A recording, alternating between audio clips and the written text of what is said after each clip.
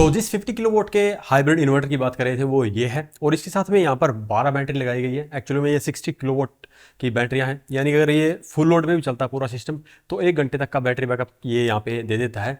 और अभी स्कूल के अंदर 24 एयर कंडीशनर है, साथ में ही स्मार्ट बोर्ड भी लगे हुए हैं। इसके अलावा भी अदर लोड है तो वो ये काफ़ी अच्छे से हैंडल कर लेता है, और दिन में ही इनका लोड चलता है तो ये मोस्टली लोड सोलर के थ्रू चल जाता है। तो आप देख सकते हैं कितना छोटा सा सिस्टम है। अगर बात करें लेड एसिड बैटरी सिस्टम की तो इतने बड़े 50 किलोवाट के सिस्टम के लिए आपको कम से कम 2 कमरों की जरूरत पड़ेगी जिसके अंदर आपकी बैटरियां आएगी। दूसरा, ये जो सिस्टम है वो काफी स्पेस एफिशिएंट है, और अभी जानते हैं जिन्होंने ये यहाँ पे इंस्टॉल किया है उनसे कि यहाँ पे दिक्कत क्या आ रही थी। तो सर ये बताएंगे ये 50 किलोवाट का सिस्टम एक स्कूल के अंदर लगाने का क्या कारण है? सर एक्चुअली यहाँ पे क्या है कि प्राइवेट कनेक्शन है, ग्रिड जो आती है वो प्राइवेट है, तो यहाँ पे ग्रिड बहुत ज़्यादा जाती है, तो कट बहुत ज़्यादा रहता है। तो यहाँ पे ये स्कूल है, यहाँ पे कट जाता है तो फिर हमें बिजली की ज़रूरत तो पड़ेगी।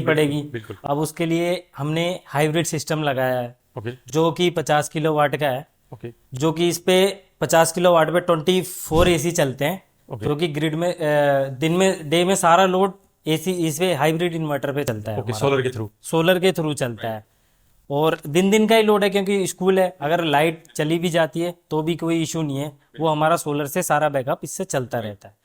प्लस में ये भी है कि जैसे सोलर हमारा लगा 50 किलोवाट का, अगर लोड चल रहा है 30 किलोवाट का तो वो ग्रिड अवेलेबल भी है, तो ग्रिड नहीं लेता है, वो सोलर से ही 30 किलोवाट चलेगा, क्योंकि ऑलरेडी सोलर 50 लगा हुआ है और लोड हमारा नीचे 30 किलोवाट है। तो सारा रन सोलर, जो भी लोड डिवाइस लगे हुए हैं इस पे, वो सोलर पे ही रन करेंगे। बैटरी हमारी जो रहेगी वो सेविंग पे रहेगी।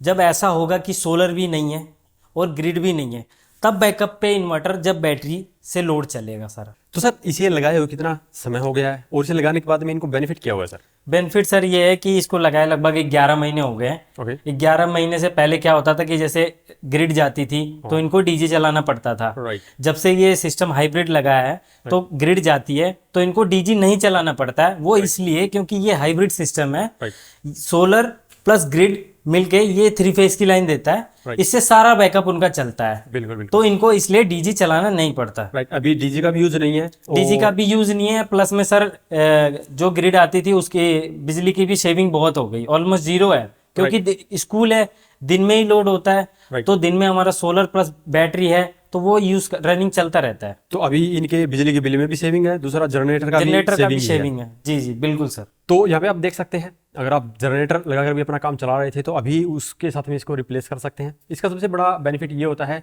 जैसे डीजी यूज करते हैं तो उसका जो चेंज ओवर टाइम होता है वो लगभग 2 से 5 मिनट तक का भी हो सकता है, लेकिन इसमें आपको ऑलमोस्ट 0 चेंज ओवर टाइम मिलता है। आपका जो लोड चलता है कंटिन्यू चलता रहता है। इसके अलावा पोल्यूशन का आपको पता ही है, नॉइस पोल्यूशन हो गया, एयर पोल्यूशन हो गया, तो इन सभी पोल्यूशन से बचने के लिए आप ये सेटअप लगा सकते हैं। सर मार्केट में हाइब्रिड इन्वर्टर तो बहुत ब्रांड्स के आ रहे हैं, आपने डे कंपनी के ही हाइब्रिड इन्वर्टर क्यों चुना? सर डे कंपनी का हमने इसलिए भी चूज किया क्योंकि जो इन्वर्टर आते हैं 50 किलो वॉट के, अदर इन्वर्टर जो आते हैं वो ट्रांसफार्मर बेस्ड आते हैं, ये ट्रांसफार्मर लेस इन्वर्टर है। राइट।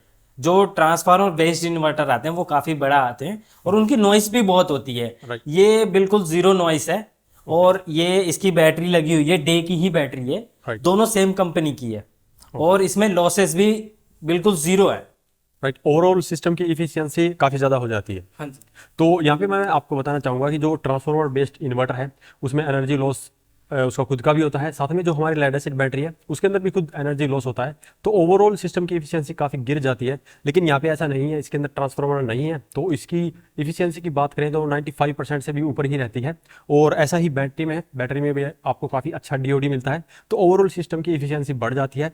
इनके सिंपल वर्ड में कहें तो अगर आप इसका यूज करते हैं तो आपका जो पावर लॉसेज है वो बहुत कम होते हैं, और उस जो लॉस कम होता है तो उसे आप अपने काम के लिए भी यूज कर सकते हैं। तो यहाँ पे हमने बात कर ली है इफिशियंसी की साइज की, लेकिन इसके अंदर आपको फीचर के मामले में भी काफी फीचर मिलते हैं। सबसे पहले बात करते हैं ऐप मॉनिटरिंग के फीचर की, तो इसके अंदर आपको रिमोट मॉनिटरिंग का फीचर मिलता है, जैसे कि यहाँ पे आप डिस्प्ले पे जो डेटा देख सकते हैं वो अपने फोन पे भी देख सकते हैं, और डे की क्लाउड ऑफिशियल वेबसाइट के ऊपर भी आप ये कंप्लीट डेटा देख सकते हैं। तो ये इससे काफी ईजी भी हो जाता है। इनकेस अगर इसके अंदर कोई दिक्कत आती है तो वही क्लाउड मॉनिटरिंग के थ्रू इसके एरर को भी डिटेक्ट किया जाता है, और इसके अंदर जो भी दिक्कत आती है उसे सोल्व भी किया जा सकता है। तो यहाँ पे जो इसके साथ में बैटरी लगी है वो डे कंपनी की है, और इसके साथ में कम्युनिकेट भी कर सकती है। इसीलिए इनकेस बैटरी में भी कोई दिक्कत आती है तो उसकी ट्रबल शूटिंग के लिए डायरेक्टली इन्वर्टर से ही उसके अंदर ट्रबल शूट किया जाता है, और कुछ भी अपग्रेड करना हो तो सॉफ्टवेयर के थ्रू और इन्वर्टर के थ्रू बैटरी के अंदर कुछ भी अपडेट किया जा सकता है। तो अगर आप ये सिस्टम परचेज करना चाहते हैं, अगर आपको अपने स्कूल, ऑफिस, फैक्ट्री कहीं पर भी इसे इंस्टॉल करना है, लगवाना है,